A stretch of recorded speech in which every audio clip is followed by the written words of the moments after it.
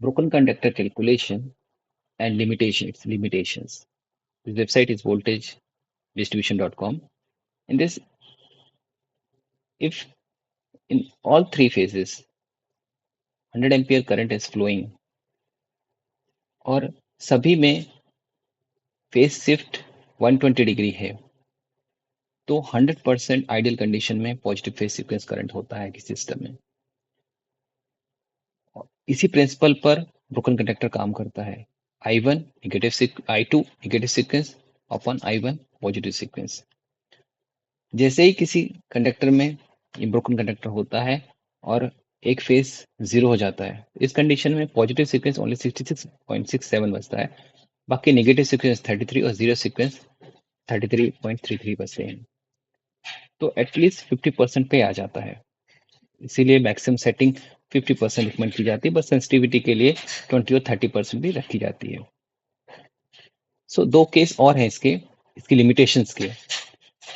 अब मान लीजिए यदि किसी कंडीशन में अपनी डिस्ट्रीब्यूशन सिस्टम में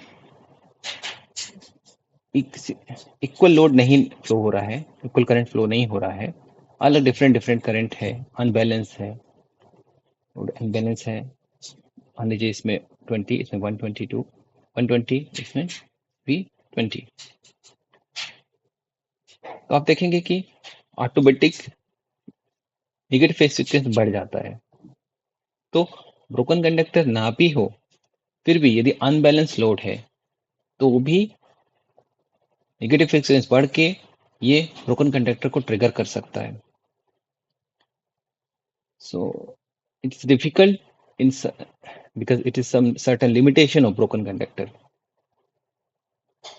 एक और चीज है, इसको भी लिमिटेशन को देखने का है। मान लीजिए किसी ने फेस आर वाई को गलत लगा दिया रिले पे,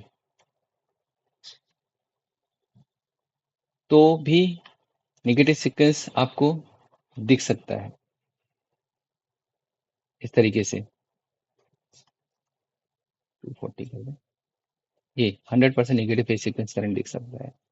तो आपको रिले पे देख लेना है, यदि ब्रोकन कंडक्टर आप एक्टिवेशन कर रहे हैं तो पहले रिले पे देख लीजिए कि I1 I2 या ब्रोकन कंडक्टर यानी I1 अपॉन I2 क्या चल रहा है।